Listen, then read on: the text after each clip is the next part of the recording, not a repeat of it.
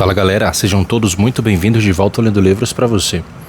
Hoje estamos de volta aqui no canal, após uma pausa aí, né? Eu fiquei bastante ocupado com o meu trabalho e não estava sobrando muito tempo para dedicar aqui aos vídeos.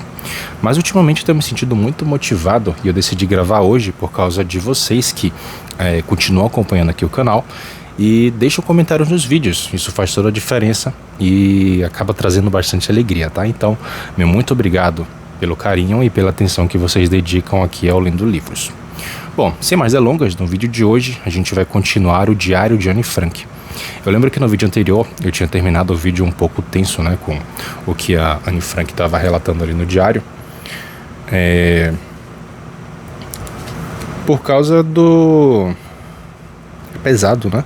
E a gente começa a perceber como é que o trauma já vai começando a ser criado.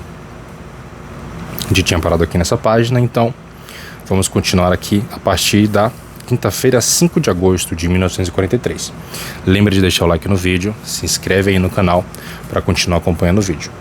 Eu tô com um chazinho aqui para me acompanhar. De vez em quando eu vou dar uma bicadinha aqui, né? Vamos lá. 5 de agosto de 1943. Querida Kitty, hoje vamos falar sobre a hora do almoço. 12:30. Todo o bando solta um suspiro de alívio. O Sr. Van Maren, o homem com um passado sombrio, e o Sr. de Kock foram para casa almoçar. Dá para ouvir no andar de cima o barulho do aspirador de pó no lindo e único tapete da Sra. Van Damme. Margot coloca alguns livros sob o braço e vai para a turma dos mais fracos, frequentada pelo Sr. Dussel. Pim vai se sentar num canto com seu companheiro constante, Dickens, na esperança de encontrar um pouco de paz e sossego.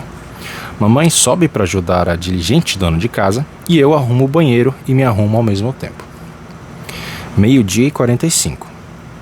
Um a um eles aparecem. Primeiro o Sr. Gies, depois o Sr. Kliman, depois o Sr. Kugler, seguidos por Bepp e às vezes até Miep. 1h. Apinhados em volta do rádio, todos ouvem extasiados a BBC. Essa é a única hora em que os membros da família do anexo não se interrompem, pois nem mesmo o Sr. Van Damme consegue discutir com alto-falante. 1h15. Distribuição de comida.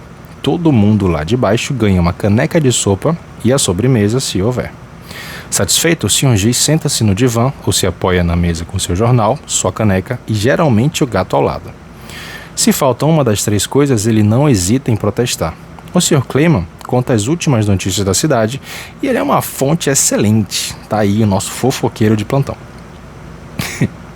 O Sr. Kugler sobe correndo, dá uma batida curta, porém firme na porta e entra torcendo as mãos ou esfregando-as animado, dependendo de estar quieto e mal-humorado, ou falante e bem-humorado. 1h45. Todo mundo se levanta da mesa e vai cuidar de seus afazeres. Margot e mamãe lavam os pratos, o senhor e a senhora Van D vão para o divã, Peter vai para o sótão, papai vai para o seu divã, Dussel também, e Anne faz seu dever de casa. O que vem em seguida é a hora mais silenciosa do dia, quando todos dormem. Não há perturbações. A julgar por seu rosto, Dussel está sonhando com comida, mas não olho para ele durante muito tempo, porque o tempo passa, e antes que a gente perceba, serão 4 da tarde, e o pedante Sr. Dussel estará de pé com o relógio na mão, porque atrasei 1 minuto para liberar a mesa. Essa mesa, né? Assinado, sua Anne. Sábado, 7 de agosto de 1943. Querida Kitty, há algumas semanas comecei a escrever uma história, uma coisa que imaginei do princípio ao fim e gostei tanto que os produtos de meus escritos começaram a formar pilhas. Anne escritora. Assinado, sua Anne. Segunda-feira, 9 de agosto de 1943. Querida Kitty, continuamos descrevendo um dia típico no anexo. Como já almoçamos, está na hora de descrever o jantar. O Sr. Van Damme é servido em primeiro lugar e pega uma porção generosa das coisas de que gosta. Em geral, participa da conversa, nunca deixa de dar sua opinião. Quando fala, sua palavra passa a ser definitiva. Se alguém ousar sugerir outra coisa, o Sr. Van D pode aprontar uma briga. Ele consegue sibilar como um gato. Mas eu prefiro que ele não faça isso. Depois de ver uma vez, você não suporta ver mais. A opinião dele é a melhor, ele sabe o máximo de tudo. Convenhamos que ele tem uma boa cabeça sobre os ombros, mas é uma cabeça inchada demais. Madame, aqui falando da senhora Vandê, né? Na verdade, a melhor coisa seria não comentar nada. A Dia, sobretudo, quando dá para ficar mal-humorada, seu rosto é difícil de ser decifrado. Se você analisar as discussões, vai perceber que ela não é o tema e sim a culpada. Fato que todo mundo prefere ignorar. Mesmo assim, você poderia considerá-la provocadora. Criar problemas é exatamente o que a senhora Van Damme gosta de fazer. Criar problemas entre a senhora Frank e Anne, com Margot e o Sr. Frank, não é tão fácil. Mas voltemos à mesa. A senhora Van Damme pode achar que nem sempre recebe bastante, mas não é verdade. As melhores batatas, a guloseima mais gostosa, o pedaço mais macio do que quer que seja, esse é o mote de Madame. Os outros podem ter sua vez desde que ela receba o melhor. Exatamente o que ela acusa Anne Frank de fazer. Seu segundo lema é ficar falando. Desde que haja alguém ouvindo, não lhe ocorre pensar se a pessoa está interessada. Ela deve achar que qualquer coisa que disser vai interessar a todos. Dê um sorriso charmoso. Aqui já começou a falar de outra pessoa. Dê um sorriso charmoso, finja que sabe de tudo, dê conselhos a todo mundo e banque a mãezona. Isso deve causar boa impressão, mas se você olhar direito, a boa impressão desaparece. Mas preciso dizer, número 1, ela é trabalhadeira, 2, é alegre, 3, tem charme e às vezes um rosto bonito. Essa é Petronella Van Damme. O terceiro à mesa diz pouquíssima coisa. O jovem Sr. Van Damme geralmente é quieto e mal demonstra que está presente. Quanto ao seu apetite, ele é um tonel das Danaides que nunca se enche.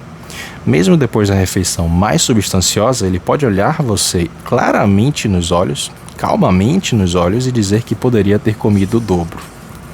Esse é dos meus. Gostei. Número 4, Margot. Come como um passarinho e não abre a boca, só come legumes e frutas. Mimada, na opinião dos Van Damme, pouco exercício e ar puro e fica na sua. Faz muito bem. Ao lado dela, a mamãe. Tem bom apetite, participa da conversa. Ninguém tem a impressão, como ocorre com relação à senhora Van Damme, de que ela é uma dona de casa. Qual é a diferença entre as duas? Bom, senhora Van Damme cozinha e mamãe lava os pratos e lustra os móveis. Número 6 e 7. Não vou falar muito sobre papai e eu. O primeiro é a pessoa mais modesta à mesa. Sempre olha para ver se os outros já se serviram. Não precisa de nada para si. As melhores coisas são para as crianças. É a bondade personificada. Sentado perto dele está o pequeno feixe de nervos do anexo. Acho que está falando dela aí, não? E aí tem Dussel. Sirva-se, fixe os olhos na comida, coma e não fale. E se tiver de dizer alguma coisa, então pelo amor de Deus fale de comida. É um assunto que não leva a brigas, só a bobagens. Isso só é interrompido por seu cochilo à tarde, pela comida e pelo banheiro, seu local predileto. Conheço algumas pessoas assim. 3, 4 vezes por dia há alguém esperando do lado de fora do banheiro, tentando se segurar e mal conseguindo. Será que Dussel se incomoda? Nem um pouco. De 7h15 às 7h30, do meio-dia e meia a 1, de 2 às 2h15, de 4 às 4h15, de 6 às 6h15, de 11h30 à meia-noite. Você pode acertar seu relógio por esses horários. São as horas de suas sessões regulares. Ele nunca se desvia nem se deixa incomodar pelas vozes do lado de fora, implorando que ele abra antes que aconteça um desastre. O número 9 não faz parte da família do anexo, mas compartilha nossa casa e nossa mesa. Beppe tem um apetite saudável, limpa o prato e não é de escolher. Beppe é fácil de satisfazer e isso nos agrada. Ela pode ser caracterizada assim: alegre, bem-humorada, gentil e bem disposta. Tudo bem. Aqui ela não assina. E aí temos o próximo registro, 10 de agosto de 1943. Querida Kitty, uma nova ideia. Durante as refeições, eu falo mais comigo mesma do que com os outros, o que tem duas vantagens. Primeiro, eles ficam satisfeitos por não precisarem ouvir minha conversa contínua. E segundo, não preciso me chatear com suas opiniões.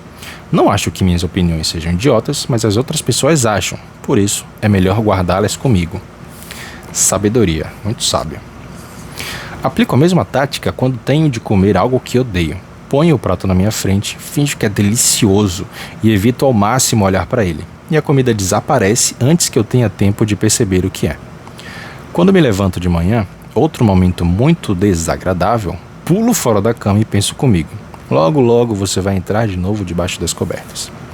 E aí eu vou até a janela, tiro o antiparo do blackout, cheiro pela fresta até sentir um sopro de ar puro e estou acordada. Muito legal, isso é uma visão bem legal, né? Pula da cama, vai para a janela e respira um pouquinho de ar fresco. Muito bom, muito bom. Arrumo a cama o mais depressa possível para não me sentir tentada a voltar. Sabe como a mamãe chama esse tipo de coisa? A arte de viver. Não é uma expressão engraçada? Ela tá certa, é isso que é estar vivo de fato, né? Perceber que você está vivo, né? Respirar puro, sentir os aromas, etc. Nessa última semana, nós todos ficamos meio confusos porque nossos amados sinos da Westertoren foram retirados para serem fundidos e usados na guerra. Por isso, não temos ideia da hora exata, seja da noite ou do dia.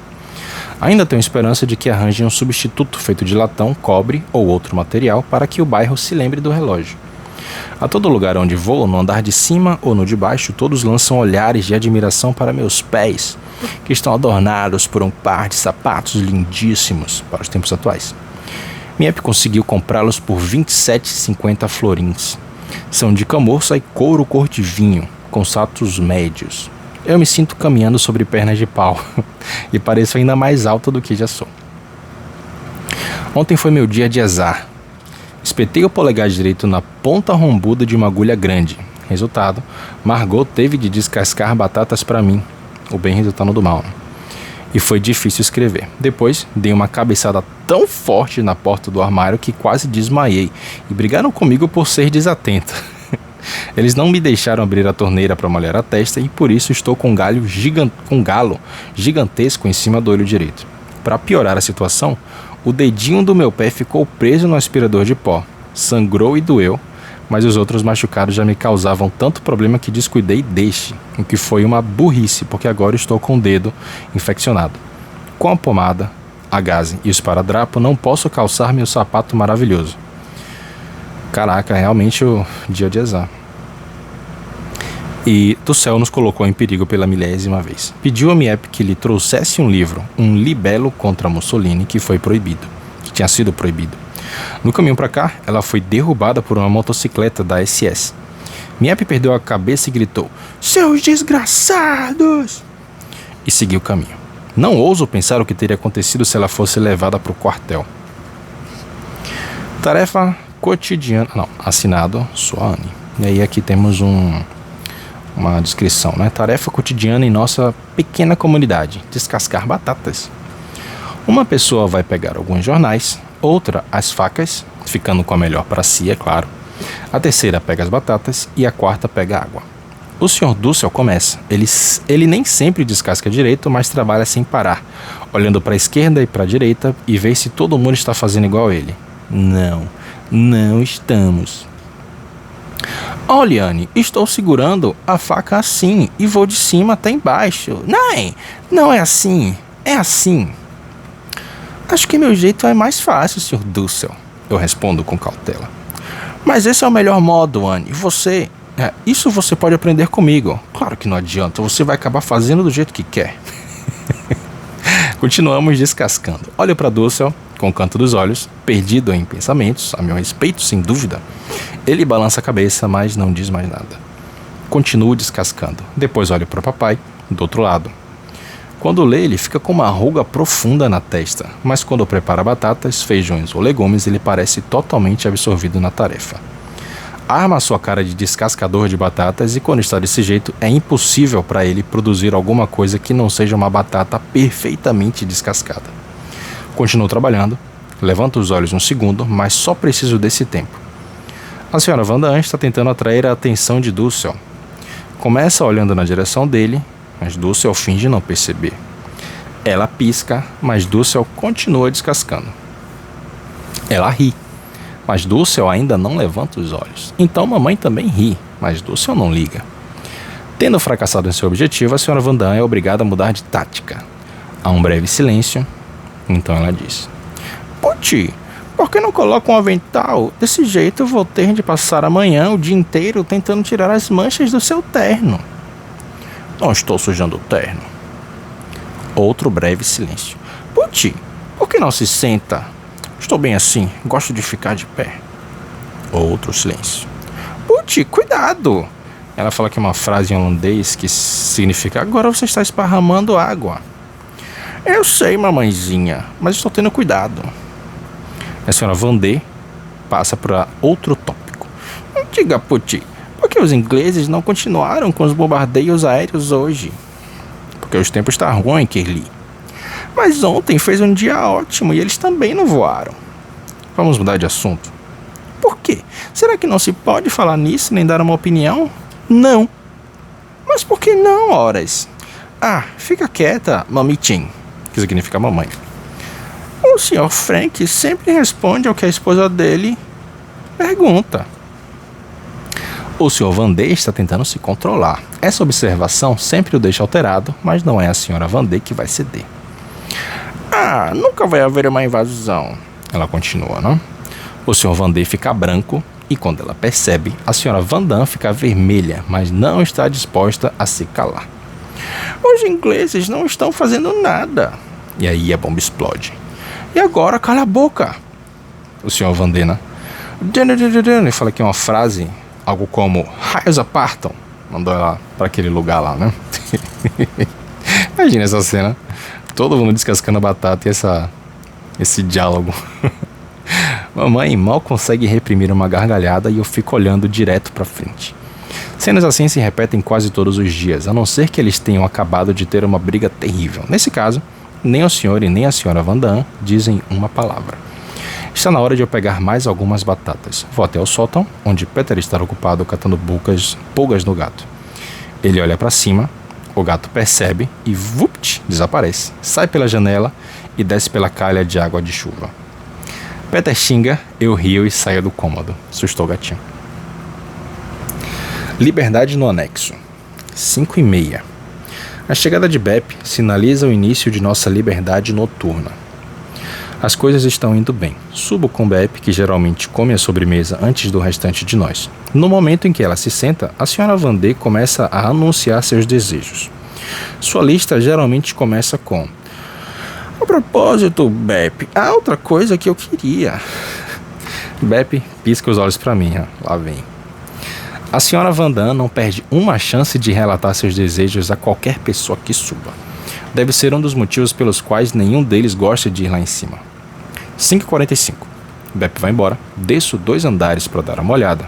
Primeiro na cozinha, depois no escritório particular. Por último, no depósito de carvão para abrir a portinhola para Mushi. Depois de uma longa inspeção, termino no escritório do Sr. Kugler. O Sr. Van D está revirando todas as gavetas e os arquivos em busca da correspondência de hoje. Peter pega a Bosch e a chave do depósito. Pim leva as máquinas de escrever para cima. Margot procura um lugar calmo para fazer seu trabalho no escritório. A Sra. Van D coloca uma chaleira de água no fogão. Mamãe desce a escada com uma panela de batatas e cada um sabe qual é a sua tarefa. Logo, Peter volta do depósito. A primeira pergunta que lhe fazem é se ele se lembrou do pão. Não lembrou. Ele se agacha diante da porta do escritório da frente para ficar o menor possível e se arrasta de 4 para o armário de aço. Pega o pão e começa a sair. De qualquer jeito, é isso que ele pretende fazer. Mas, antes que saiba o que aconteceu, Mushi saltou sobre ele e foi sentar sob a mesa. Peter olha ao redor. Ah, lá está a gata. Ele se arrasta de volta ao escritório e pega a gata pelo rabo. Mushi sibila. Peter suspira. O que será que ele conseguiu? Agora Mushi está sentada perto da janela, lambendo-se, muito satisfeita por ter escapado das garras de Peter. Peter ou Peter, né? Acho que é Peter. Não sei, de fato. Peter não tem escolha senão atraí-la com um pedaço de pão. Mushi aceita a oferta, o acompanha e a porta se fecha. Vejo toda a cena através de uma fresta na porta. O Sr. Van Damme está furioso e bate com a porta. Margot e eu trocamos olhares e pensamos a mesma coisa. Ele deve ter ficado com raiva de novo por causa de algum erro do Sr. Kugler e se esqueceu da existência da companhia Keg no prédio ao lado. Outro passo é ouvido no corredor. Dossel entra, vai em direção à sala com um ar de dono, cheira e tosse. Espirra e pigarreia. Está sem sorte, foi pimenta. Ele continua até o escritório da frente. As cortinas estão abertas, o que significa que não pode chegar até seu papel de carta. Dulce some com uma careta. Margot e eu trocamos outro olhar. Menos uma página para sua queridinha amanhã. Ouço ela dizer e balanço a cabeça concordando. Homem se passa de elefante na escada. É Dulce buscando consolo em seu local predileto. Continuamos trabalhando. Toque, toque, toque. 3 batidas significam hora do jantar. Segunda-feira, 23 de agosto de 1943. Temos mais uma frase aqui em holandês, alemão. Acho que é holandês, não? Quando o relógio bate 8h30. Margot e mamãe estão nervosas. Psiu, papai, fique quieto. Otto, psiu, Pim. São 8h30, vem cá. Você não pode continuar com a torneira aberta. Ande sem fazer barulho. Essa é uma amostra do que se diz a papai no banheiro. Quando são 8h30, ele precisa estar na sala. Nada de água corrente, nada de dar descarga no banheiro, nada de andar, nenhum barulho. Enquanto o pessoal do escritório não chega, os sons viajam com mais facilidade até o armazém. A porta se abre no andar de cima às 8h20 e a isso se seguem 3 batidas fracas no chão. O mingau de Anne. Subo a escada para pegar minha vasilha de cachorro. De volta ao andar de baixo, tudo tem de ser feito depressa. Depressa. Penteio o cabelo, esvazio o pinico, recoloco a cama no lugar. Silêncio! O relógio está marcando 8h30. A senhora Vandê troca de sapatos e arrasta os pés calçados com chinelos. O senhor Vandê também. Um verdadeiro Charlie Chaplin. Tudo está quieto. A cena familiar e ideal chegou ao ponto alto. Quero ler ou estudar e Margot também. Papai e mamãe também. Papai está sentado, com Dickens e o dicionário, é claro. Sentado na beira da cama que balança e range. E que nem mesmo tem um colchão decente. 2 travesseiros grandes podem ser empilhados. Não preciso disso, pensa ele. Eu posso me virar sem eles. Me do coração. Esse homem tem um coração de ouro, cara. Assim que começa a ler, ele não levanta mais os olhos. Ri de vez em quando e depois tenta fazer com que mamãe leia uma história. Agora eu não tenho tempo. Ele parece frustrado, mas continua a ler. Um pouquinho depois tenta de novo. Você tem que ler isso, mamãe. Mamãe senta-se na cama dobrável, lendo, costurando, tricotando ou estudando, o que quer que seja em sua lista de tarefas. De repente, lhe ocorre uma ideia e ela diz depressa para não esquecer. Anne, lembre-se de...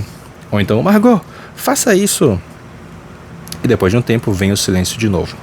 Margot fecha seu livro, papai franze a testa, com as sobrancelhas formando uma curva engraçada, e sua ruga de concentração reaparece na testa, e ele se enterra no livro outra vez. Mamãe começa a conversar com Margot e eu fico curiosa e escuto também. Pim entra na conversa. 9h, café da manhã. Ela não assina aqui. E aí, sexta-feira, 10 de setembro de 1943. Deu um salto aqui, né? A gente estava no dia 23 de agosto. Querida Kitty, sempre que escrevo para você é porque aconteceu alguma coisa especial. Geralmente mais desagradável do que agradável. Mas dessa vez está acontecendo uma coisa maravilhosa. Na quarta-feira, 8 de setembro, estávamos acompanhando o noticiário das 7h quando ouvimos um anúncio. Eis aqui a melhor notícia da guerra até hoje. A Itália capitulou. A Itália se rendeu incondicionalmente. O noticiário holandês, transmitido da Inglaterra, começou às 8h15 com a notícia. Caros ouvintes, há 1h15, quando eu estava terminando meu relatório diário, recebemos a notícia maravilhosa da capitulação da Itália. Posso dizer, nunca joguei minhas anotações no cesto de lixo com tamanha satisfação quanto hoje. Fecha aspas. Em seguida tocaram God Save the King, o hino nacional do Reino Unido e a Internacional Russa. Como sempre, o programa holandês se mostrava animado, sem ser otimista demais. Os ingleses desembarcaram em Nápoles. O norte da Itália está ocupado pelos alemães. A trégua foi assinada na sexta-feira, 3 de setembro, dia em que os ingleses desembarcaram na Itália. Os alemães estão alardeando em todos os jornais a traição de Badoglio e do rei da Itália. Mesmo assim, também há mais notícias. São sobre o Sr. Kliman. Como você sabe, todos nós gostamos muito dele. É um homem alegre e incrivelmente corajoso, a despeito de estar sempre doente e sentindo dores e de não poder comer muito nem andar muito. Quando o Sr. Kliman entra no cômodo, o sol começa a brilhar, disse mamãe há pouco tempo. E ela está absolutamente certa. Agora parece que ele tem de ser hospitalizado para uma operação muito difícil no estômago. Ah, o Sr. Kliman é É o dentista, né? Que ele estava com problema no estômago. Lembrei dele agora. E terá de ficar lá no mínimo 4 semanas. Você deveria tê-lo visto quando se despediu de nós. Agiu de modo normal, como se estivesse saindo para realizar uma tarefa na rua. Assinado Suane. Quinta-feira, 16 de setembro de 1943. Querida Kitty, os relacionamentos aqui no anexo pioram a cada dia. Não ousamos abrir a boca na hora das refeições, a não ser para botar comida, porque não importa o que se diga, alguém acaba se ressentindo ou entende de modo errado.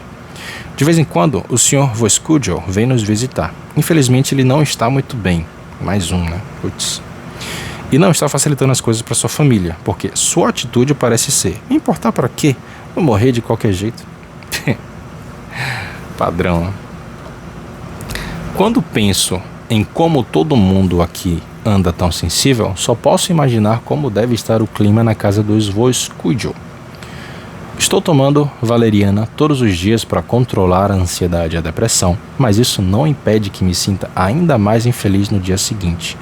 Uma boa gargalhada ajudaria mais do que 10 gotas de valeriana, mas quase nos esquecemos aqui como se gargalha. Às vezes tenho medo de que meu rosto fique flácido com toda essa tristeza e que minha boca fique caída para sempre nos cantos. Oh, tristeza. Que cena, viu? E os outros não estão em situação melhor. Todo mundo anda apavorado com um grande terror conhecido como inverno.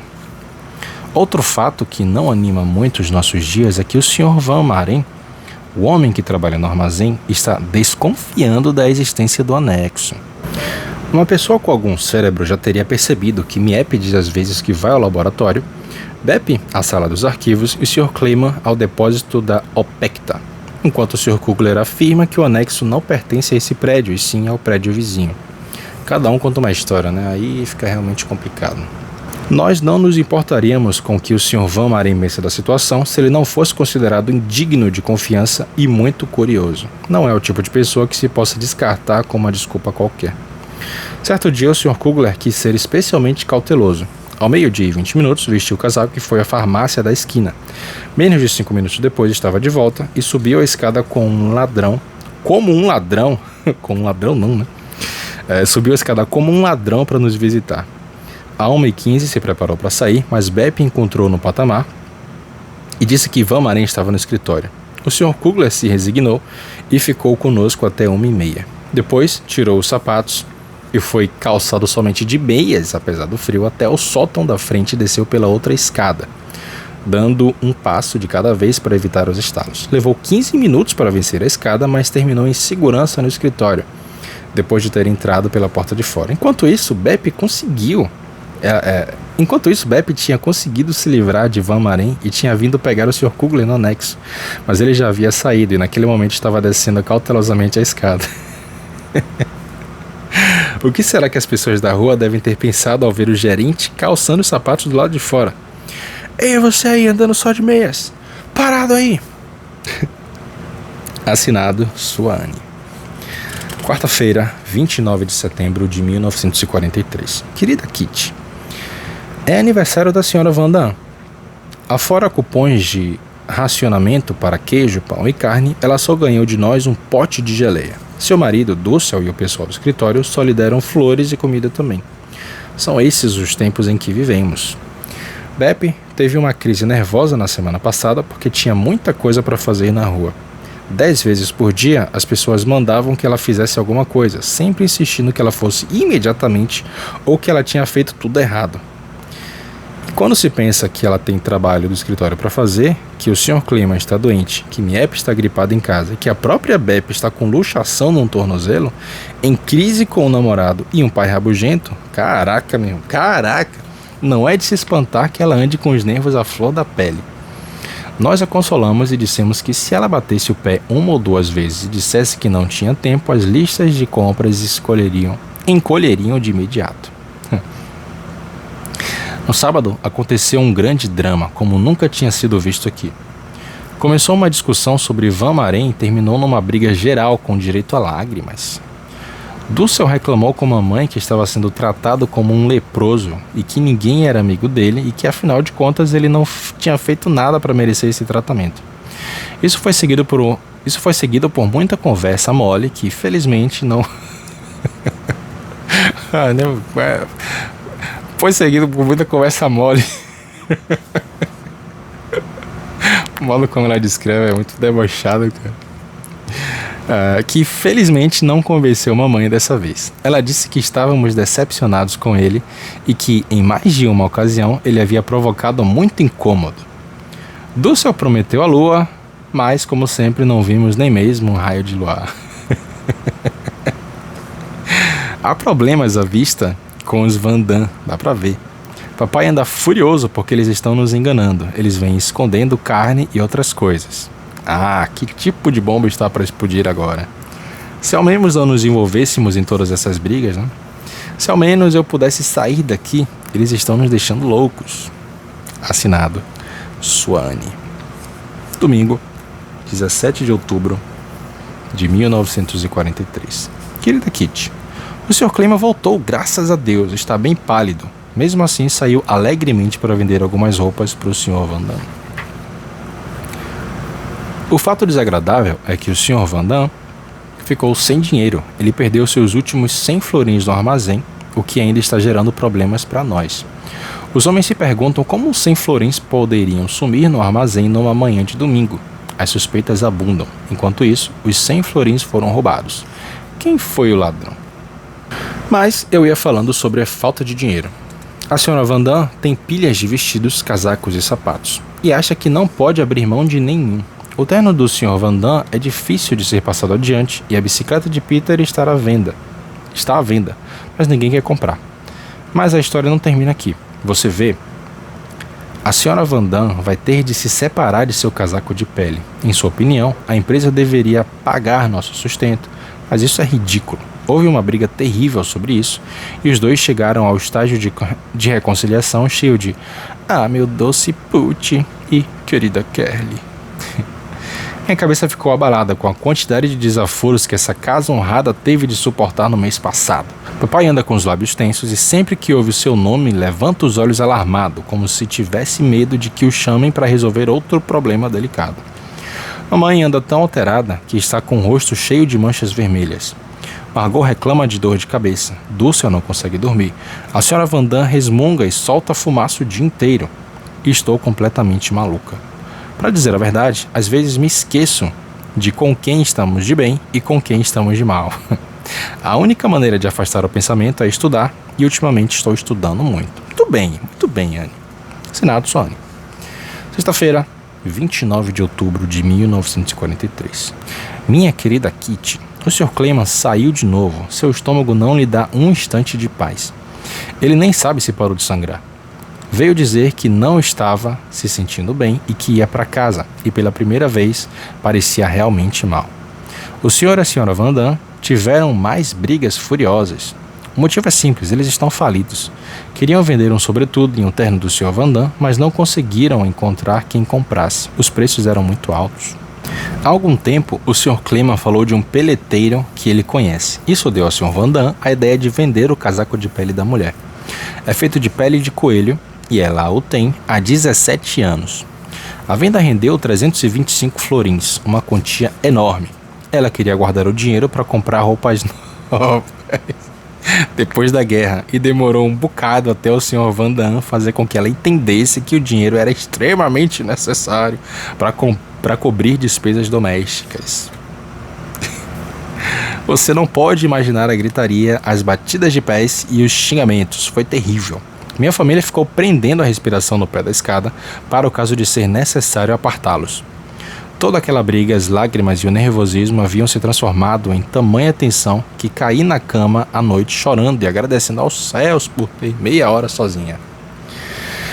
Estou bem, só que não tenho apetite. Vivo escutando, meu Deus, você está horrorosa. Devo admitir de que eles fazem o máximo para me manter em forma. Vivem me enchendo de dextrose, óleo de fígado de bacalhau, levedo de cerveja e cálcio.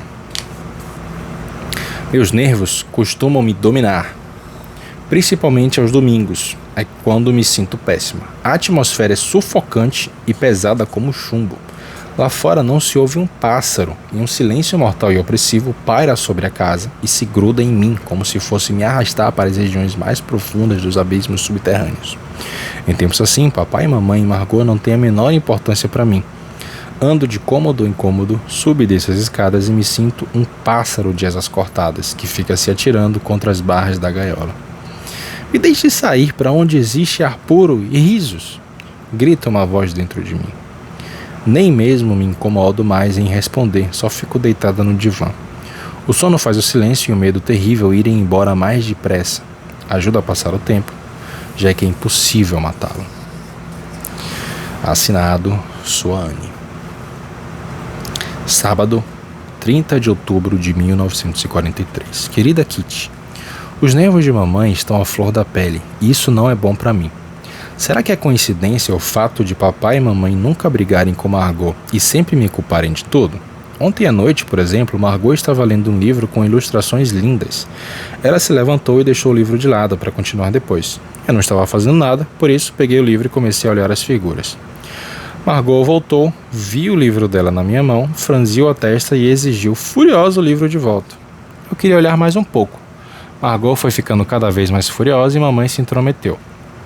Margot estava lendo esse livro, devolva para ela. Papai entrou, sem nem mesmo saber o que estava acontecendo, viu que Margot estava sendo contrariada e partiu contra mim. Só queria ver o que você faria se Margot estivesse lendo um de seus livros. Desisti imediatamente, larguei o livro e, de acordo com ele, saí do quarto ofendida. Eu não estava ofendida nem chateada, mas simplesmente triste.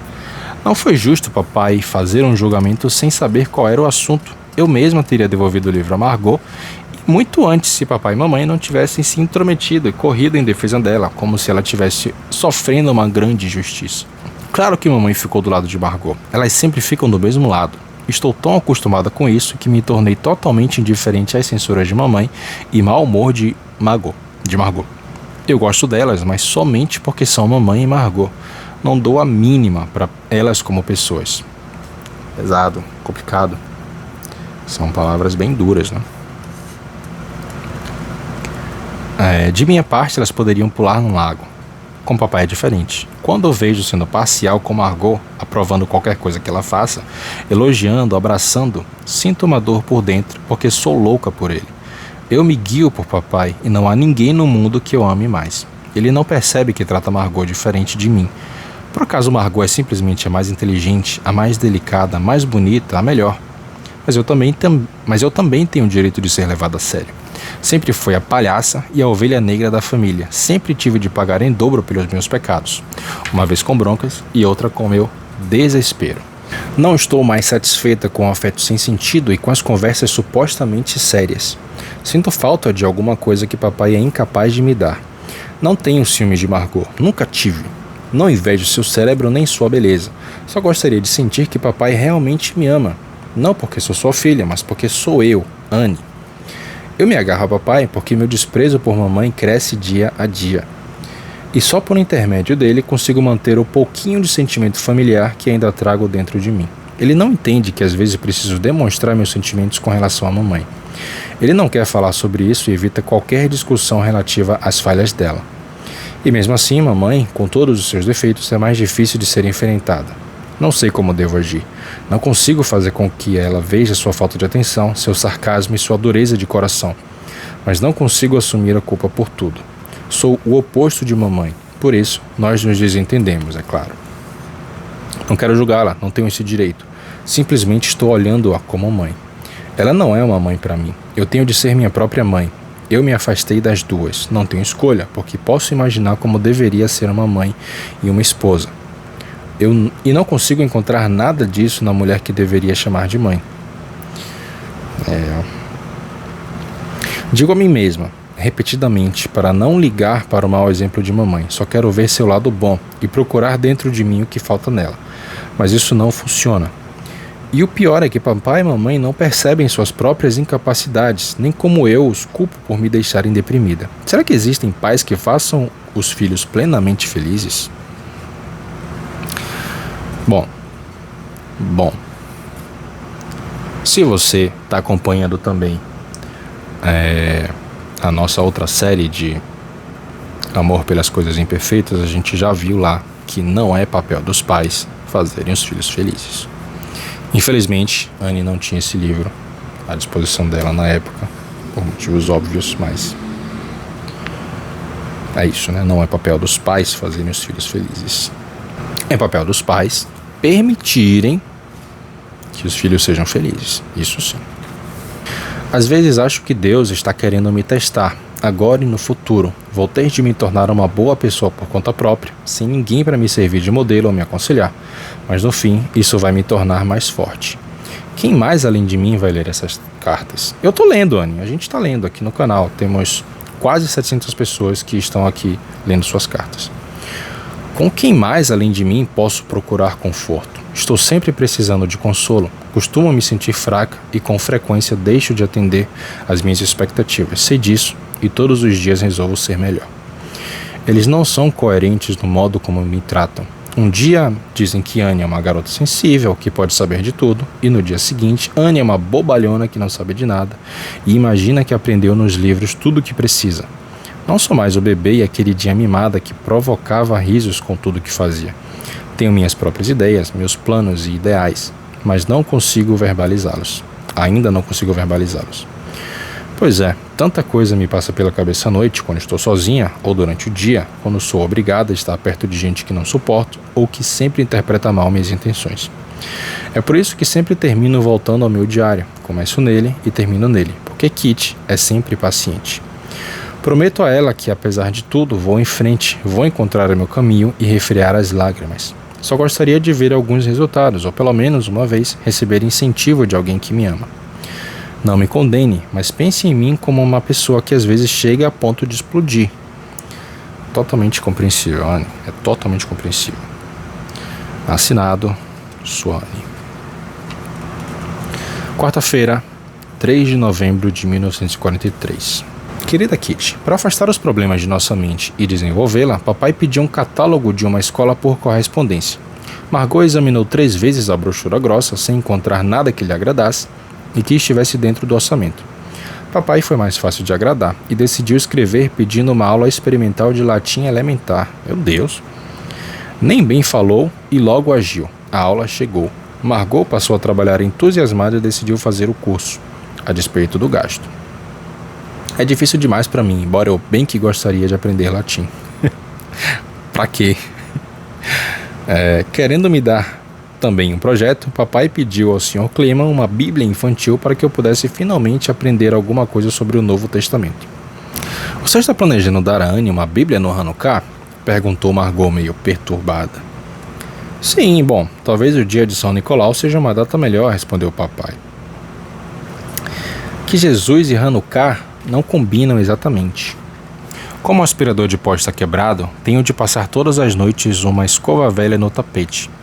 A janela está fechada, a luz está acesa, o fogão também. E lá estou eu escovando o tapete. Certamente vai ser um problema, pensei comigo mesma pela primeira vez. Vão reclamar. Eu estava certa. Mamãe teve uma dor de cabeça por causa da nuvem espessa de poeira que ficou girando pelo cômodo. O novo dicionário de latim de Margot ficou coberto de pó e Pim reclamou que o chão não parecia nem um pouco diferente. São esses os agradecimentos pelas minhas dores. Decidimos que de agora em diante acenderemos o fogo às 7h30 nas manhãs de domingo e não às 5h30. Acho arriscado. O que será que os vizinhos pensarão da fumaça saindo pela chaminé? Acontece o mesmo com as cortinas. Desde que viemos nos esconder, elas foram presas firmemente nas janelas. Às vezes, uma das damas ou um dos cavaleiros não consegue resistir a uma espiadinha lá fora. Resultado, uma tempestade de críticas. A resposta, ninguém vai perceber. É assim que começa e termina cada ato de descuido. Ninguém vai perceber, ninguém vai ouvir, ninguém vai prestar a mínima atenção. Fácil dizer, mas será verdade? No momento, as brigas furiosas amainaram. Somente Dussel e os Vandaan ainda estão de cara feia. Quando Dussel fala sobre a senhora Vandaan, sempre a chama de aquele morcego velho ou aquela bruxa estúpida. E por sua vez, a senhora Vandê se refere ao nosso tão erudito cavalheiro como uma velha ou uma tricoteira irritável e neurótica, etc. É o Roto falando do esfarrapado. Assinado Suane. Noite de segunda-feira, 8 de novembro de 1943. Querida Kitty, se você lesse todas as minhas cartas de uma vez, ficaria espantada com o fato de terem sido escritas com disposições de ânimo tão diferentes. Fico chateada por ser tão dependente dos humores aqui no anexo, mas não sou a única. Todos estamos sujeitos a eles. Se me envolvo num livro, preciso reorganizar os pensamentos antes de poder me juntar às outras pessoas. Do contrário, elas podem me achar estranha. Como você pode ver, estou atualmente no meio de uma depressão. Realmente não poderia dizer o que a provocou, mas acho que vem de minha covardia, que tenho que encarar o tempo todo. Hoje, no fim da tarde, quando o Beppe ainda estava aqui, soou um toque longo e alto na campainha da porta. Fiquei branca no mesmo instante. Meu estômago revirou e meu coração bateu feito louco. Tudo isso porque eu estava com medo. Ansiedade. À noite na cama, me vejo sozinha numa prisão, sem papai e mamãe. Oh, meu Deus.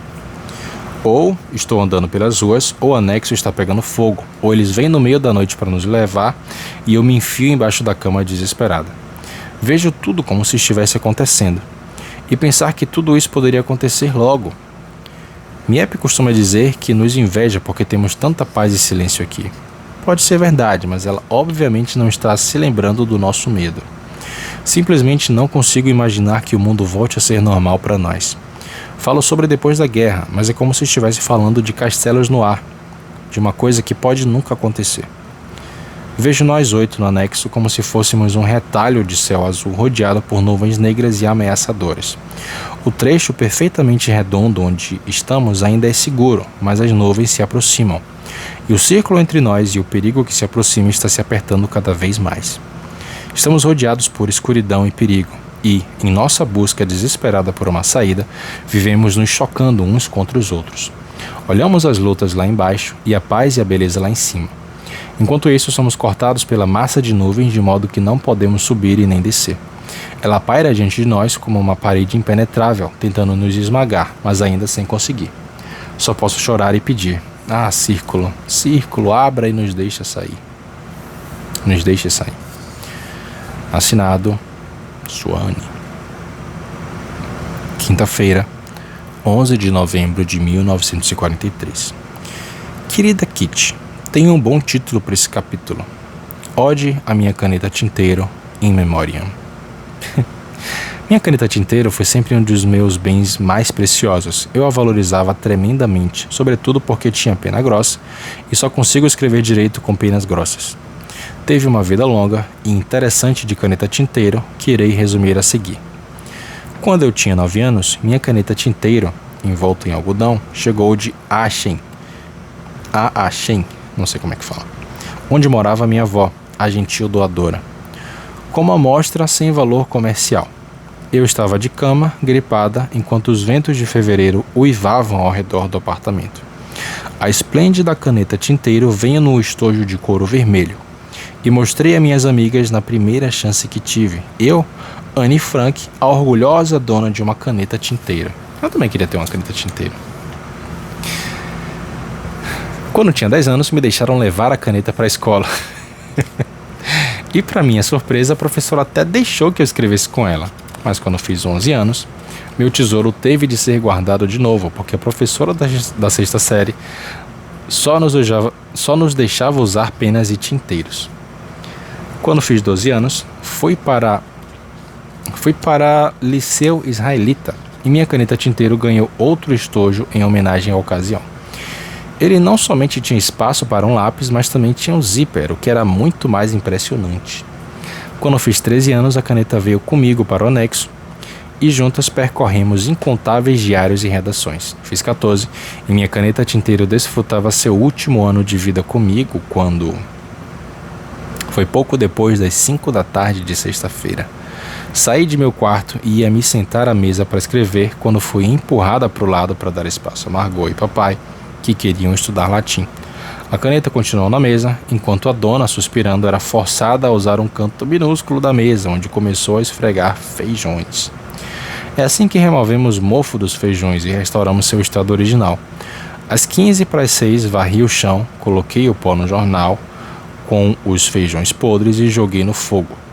Saltou uma chama gigantesca e achei maravilhoso que o fogo que tinha estado nos últimos estertores, tivesse uma recuperação tão milagrosa. Tudo ficou quieto de novo. Os estudantes de latim haviam saído e me sentei à mesa para continuar do ponto em que havia parado, mas, por mais que procurasse, não encontrava minha caneta tinteiro. Procurei de novo, Margot procurou, mamãe procurou, papai procurou, do céu procurou, mas ela havia sumido. Talvez tenha caído no fogo com os feijões, sugeriu Margot. Não poderia ter acontecido, respondi. Mas naquela noite, quando a caneta ainda não havia aparecido, todos presumimos que havia se queimado. Principalmente porque o celulóide é altamente inflamável. Faz sentido, né? Se o fogo estava quase apagando e deu esse fogaréu todo, né? Deu esse fôlego todo. Nossos piores medos foram confirmados no dia seguinte, quando papai foi limpar a lareira e encontrou entre as cinzas o clipe de prender a caneta no bolso. Talvez tenha derretido no fogo, papai pensou. Tive um consolo, por pequeno que fosse. Minha caneta tinteiro foi cremada, como eu gostaria de ser um dia. Assinado, Suane. Quarta-feira, 17 de novembro de 1943.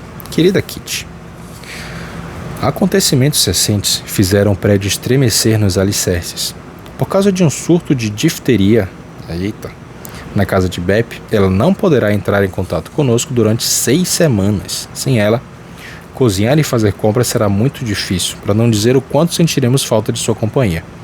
O Sr. Clema ainda está de cama e há 3 dias não come nada. Caramba. A não ser mingau. Não come nada a não ser mingau. O Sr. Kugler está atolado de trabalho até o pescoço. Margot manda as lições de latim a um professor, que as corrige e devolve. Ela está matriculada com o nome de Bep. O professor é muito bom e engraçado também. Aposto que fica feliz por ter uma aluna tão boa. Dulce está agitadíssimo e não sabemos por quê. Começou ficando mudo sempre que estava no andar de cima. Não trocava sequer uma palavra com o senhor ou a senhora Van Damme. Todo mundo notou. Isso continuou durante alguns dias, e aí mamãe aproveitou para alertá-lo sobre a senhora Van Damme, que poderia tornar a vida dele um sofrimento.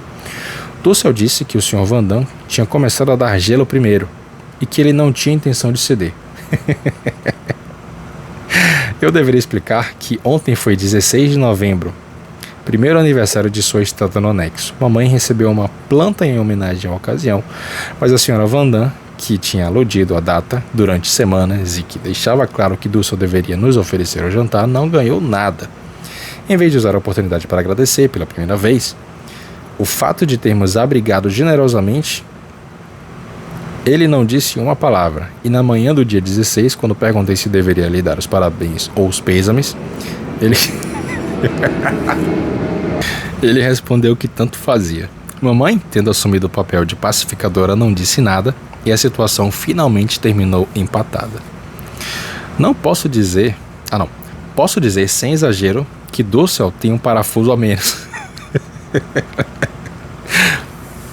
Nós costumamos rir quando ele não está perto, porque ele não tem memória, nem opiniões fixas e nem bom senso. Mais de uma vez nos espantou tentando transmitir as notícias que tinha acabado de escutar, porque a mensagem invariavelmente se embaralha na transmissão. Além disso, ele responde a cada crítica ou acusação com um monte de promessas ótimas, mas nunca cumpre. Aí temos uma frase aqui que se traduz como: o espírito do homem é grande, mas seus atos são tão mesquinhos. Assinado, Suane. Sábado, 27 de novembro de 1943. Querida Kitty, ontem à noite, quando estava caindo no sono, Anneli subitamente apareceu diante de mim. Eu a vi ali, vestida de trapos, o rosto magro, desgastado. Ela me olhou com uma tristeza e com uma reprovação tão grandes em seus olhos enormes que consegui ler a mensagem neles. Anne, por que me abandonou? Me ajude, me salve desse inferno. E não posso ajudá-la, só posso ficar olhando enquanto as pessoas sofrem e morrem. Só posso rezar para que Deus as traga de volta para nós. Eu vi Anneli, só ela, e entendi por quê. Eu a julguei mal, não fui bastante madura para compreender como foi difícil para ela. Ela era dedicada à sua amiga e deve ter parecido que eu estava tentando afastá-la. Como a coitadinha deve ter se sentido mal. Tive um relâmpago de entendimento, mas depois fiquei egoísta e me envolvi de novo em meus problemas e prazeres. Foi maldade minha tratá-la daquele jeito, e agora ela estava me olhando. Ah, tão desamparada, com o rosto pálido e os olhos desesperados. Se ao menos pudesse ajudá-la. Meu Deus, eu tenho tudo o que poderia desejar enquanto o destino pegou-a com suas garras mortais. Ela era tão dedicada quanto eu, talvez até mais, e também queria fazer o que era certo.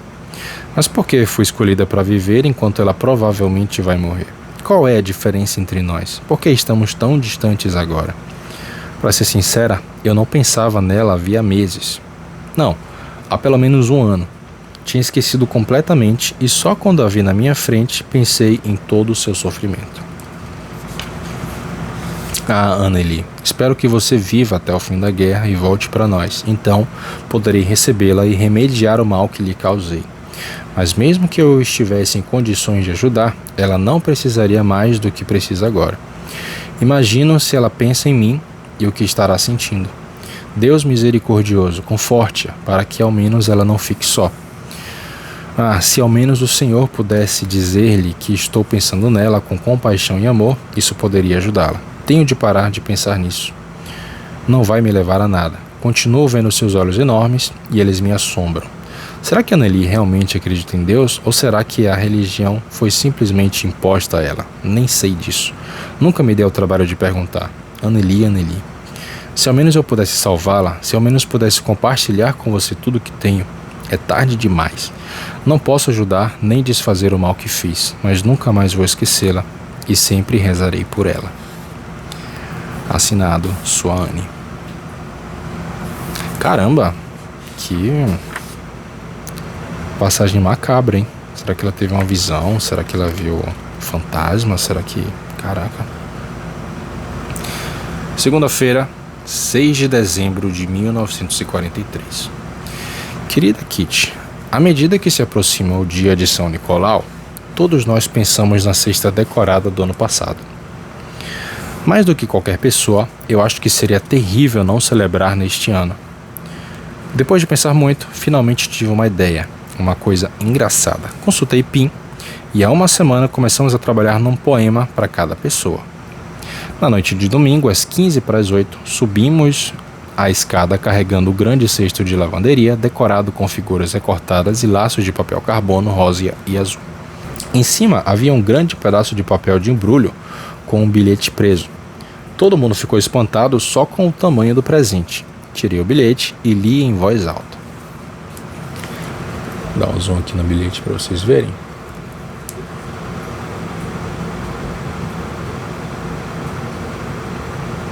O dia de São Nicolau chega de novo ao esconderijo de nosso povo. Acho que não vai ser tão engraçado quanto o dia feliz do ano passado. Tínhamos esperança, sem duvidar, de que o otimismo iria ganhar, de que quando chegasse este dia, livre e seguro cada qual estaria. Mesmo assim, não deixaremos a data passar, mesmo não tendo nada para dar. Temos de inventar algum fato, por isso, cada um olhe em seu sapato. Que legal. Adorei. Quando cada pessoa pegou o próprio sapato na cesta, houve gargalhadas gerais. Que bom, que legal. Dentro de cada sapato havia um embrulhinho endereçado ao dono. Quarta-feira, 22 de dezembro de 1943. Querida Kitty, um resfriado forte não me deixou escrever para você até hoje. É apavorante ficar doente aqui. A cada tosse eu tinha de me enfiar sobre o cobertor 1, 2, 3 vezes e tentar não tossir mais. Na maioria das vezes a irritação na garganta se recusava a sumir.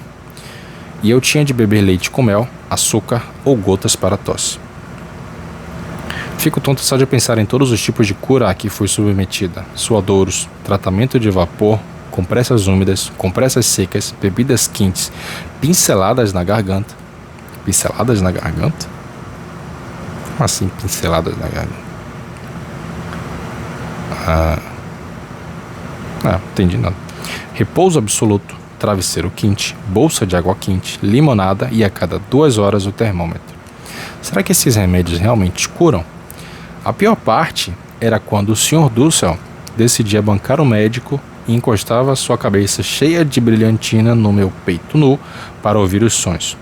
Não somente seus cabelos pinicavam, mas eu ficava com vergonha, mesmo sabendo que ele frequentou a escola há 30 anos e tem uma espécie de diploma médico. Por que deveria encostar a cabeça em meu coração? Afinal de contas, ele não é meu namorado. Por sinal, ele não poderia dizer qual a diferença entre um som saudável e um som doentio. Antes teria de limpar os ouvidos, já que está ficando com uma surdez incrível. Mas chega de minha doença, estou ótima de novo. Cresci mais de 1 centímetro e ganhei 1 quilo. Que bom. Estou pálida, mas doida para voltar aos livros. Para variar, é a única palavra que cabe aqui. Estamos todos nos dando bem. Nenhuma briga, ainda que isso provavelmente não dure muito. Há pelo menos 6 meses não baixava uma paz assim nessa casa. Beppe ainda está de quarentena, mas qualquer dia desses sua irmã vai passar do período de contágio. Para o Natal, estamos recebendo óleo de cozinha extra, doce e melado. No Hanukkah, o Sr. Dussel deu à Sra. Van Damme e a mamãe um lindo bolo que ele pediu que Miep assasse. Além de todo o trabalho que ela já tem, né? Margot e eu ganhamos um broche feito com uma moeda de 1 penny, lustrosa e brilhante. Realmente não consigo descrever, mas é lindo. Também tenho um presente de Natal para Miep e Beppe. Durante o mês inteiro economizei o açúcar que coloco no cereal quente e Sr. Clayman usou para fazer fondantes. O tempo está chuvoso e encoberto, o fogão cheira mal e a comida pesa em nossos estômagos, produzindo uma variedade de roncos. A guerra se encontra no impasse, os ânimos estão baixos. Assinado Suane. Sexta-feira, 24 de dezembro de 1943. Querida Kitty, como escrevi muitas vezes antes, os humores tendem a nos afetar um bocado, e no meu caso, isso está ficando pior ultimamente. Temos mais uma frase aqui que significa: no topo do mundo ou nas profundezas do desespero, certamente se aplica a mim. Estou no topo do mundo quando penso em como temos a sorte ao me comparar com outras crianças judias, e nas profundezas do desespero, quando, por exemplo, a Sra. Clayman vem falar sobre o clube de hóquei de Jope, passeios de canoa, peças de teatro na escola e chás com amigos. Não acho que eu tenha ciúmes de Jope, mas gostaria de pelo menos uma vez me divertir de verdade e de rir tanto a ponto de sentir dor. Estamos trancados nessa casa como se fôssemos leprosos, especialmente durante o inverno, o Natal e os feriados de Ano Novo. Na verdade, eu nem deveria estar escrevendo nada disso, pois pareço ingrata, mas não posso guardar tudo dentro de mim. Portanto, repito o que disse no início: o papel é mais paciente do que as pessoas. Sempre que vem alguém de fora, com o vento nas roupas e o frio nas bochechas, sinto vontade de enterrar a cabeça debaixo dos cobertores para não pensar. Quando será que poderemos respirar ar puro de novo? Não posso fazer isso. Pelo contrário, tenho de manter a cabeça erguida e ver as coisas de modo corajoso, mas os pensamentos voltam assim mesmo. Não apenas uma vez, mas sempre e sempre. Acredite, se você ficasse trancado 1 ano e meio, acabaria achando demais. Mas os sentimentos não podem ser ignorados, não importa que pareçam injustos ou ingratos. Gostaria de andar de bicicleta, de dançar, assoviar, olhar o mundo, me sentir jovem e saber que sou livre, mas não posso deixar isso transparecer. Imagine o que aconteceria se nós 8 sentíssemos pena de nós mesmos ou se andássemos com a tristeza visível no rosto. Aonde isso nos levaria? Às vezes me pergunto se alguém algum dia entenderá o que estou dizendo. Se alguém deixaria de lado a minha ingratidão e não se importaria se sou judia e apenas me visse como uma adolescente que precisa demais de uma simples diversão. Não sei e não poderia falar disso com ninguém, porque tenho certeza de que começaria a chorar. Chorar pode trazer alívio, desde que você não chore sozinha. Apesar de todas as minhas teorias e meus esforços, sinto falta, todo dia e toda hora, de uma mãe que me compreenda. É por isso que em tudo que faço e escrevo, imagino o tipo de mãe que eu gostaria de ser para os meus filhos no futuro. O tipo de mãe que não leva tão a sério tudo que as pessoas dizem, mas que me leva a sério. Acho difícil descrever o que estou pensando, mas a palavra mamãe diz tudo. Sabe no que pensei? Para me dar o sentimento de chamar minha mãe de alguma coisa que soe como mamãe, costumo chamá-la de mama. Algumas vezes abrevio para mam, uma mamãe imperfeita. Gostaria de poder homenageá-la completando a palavra. É bom que ela não perceba isso, porque só ficaria infeliz. Bom, chega dessa conversa. O fato de escrever me levantou um pouco das profundezas do desespero. E bom, assinado Suane. Aqui tem mais uma anotação, mas eu não sei se é um PS. Acho que é um PS, não? É o dia seguinte ao Natal e não consigo deixar de pensar em Pim e na história que ele me contou nessa época no ano passado. Não entendi o significado das palavras como eu entendo agora. Se ao menos puxasse o assunto de novo, poderia mostrar que entendo o que ele quis dizer. Acho que Pim me contou aquilo porque ele, que conhece os segredos íntimos de tanta gente, precisou pelo menos uma vez expressar seus sentimentos. Pim nunca fala de si mesmo e não creio que Margot tenha a menor ideia das coisas pelas quais ele passou. Coitado, Pim não consegue me enganar, dizendo que esqueceu aquela moça. Ele nunca vai esquecer. Ficou muito acomodado porque não é cego às falhas de mamãe. Espero me tornar um pouco parecida com ele sem ter de passar pelo que ele passou. Isso aí é um pouquinho complicado, né? A gente se torna quem a gente é pelas coisas que a gente passa, pelas coisas que a gente vive, pelas coisas que a gente experiencia, né? Então, é isso. Assinado, Suane. Segunda-feira, 27 de dezembro de 1943. Esse vídeo está ficando bem longo, mas eu vou fazer o seguinte, eu vou terminar na página 200 para terminar num número bom, tá? Perfeito. Ok, vamos lá. Segunda-feira, 27 de dezembro de 1943. Na noite de sexta-feira, pela primeira vez na vida, ganhei um presente de Natal. Olha aí. O Sr. Kleiman, o Sr. Kugler e as garotas prepararam uma surpresa maravilhosa para nós. Miep fez um delicioso bolo de Natal e escreveu em cima Paz 1944. E Bep trouxe um bocado de biscoitos dignos dos padrões anteriores à guerra. Peter, Margot e eu ganhamos potes de iogurte e cada um dos adultos ganhou uma garrafa de cerveja. E mais uma vez tudo estava muito bem embrulhado, com figuras bonitas coladas nos pacotes. Quanto ao resto, os feriados passaram depressa para nós. Quarta-feira, 29 de dezembro de 1943. Ontem à noite foi muito triste de novo. Vovó e Anneli me apareceram de novo. Vovó, minha doce vovó. Não entendemos direito como ela sofreu, como foi sempre gentil e como se interessava por tudo a nosso respeito. E pensar que durante todo aquele tempo ela guardava seu segredo terrível. E temos uma anotação. A avó Jane tinha uma doença terminal. Esse era o segredo dela. Vovó sempre foi leal e boa. Nunca decepcionou nenhum de nós. Não importava o que acontecesse. Não importava que eu me comportasse mal. Vovó sempre me defendia. Você me amava, vovó. Ou será que também não me entendia? Não sei. Como ela deve ter sido solitária apesar de nossa presença. A gente pode estar sozinha mesmo quando é amada por muitas pessoas, quando não é o único amor de ninguém. E Anneli? Será que ainda está viva? O que estará fazendo? Meu Deus, cuide dela e a traga de volta para nós. Anneli, você me faz lembrar qual poderia ter sido o meu destino. O tempo todo me vejo em seu lugar. Então, por que costumo ficar triste com o que acontece aqui? Será que eu não deveria estar feliz, contente e satisfeita, a não ser quando penso em Anneli e nas pessoas que sofrem como ela? Sou egoísta e covarde. Por que será que sempre penso e sonho com as coisas mais horrendas e quero gritar de terror? Por que, apesar de tudo, ainda não tenho bastante fé em Deus? Ele me deu tanto, me deu coisas que não mereço e mesmo assim cometo tantos erros todos os dias. Dá pra chorar ao pensar no sofrimento das pessoas das quais a gente gosta. Na verdade, daria pra chorar o dia inteiro. O máximo que a gente pode fazer é rezar para que Deus faça um milagre e salve pelo menos alguns deles. E espero estar rezando bastante. Assinado, Anne. Quinta-feira, 30 de dezembro de 1943. Querida Kitty, desde as últimas brigas, a situação se acalmou aqui, não somente entre nós, do céu e o pessoal de cima, mas também entre o senhor e a senhora Van Damme.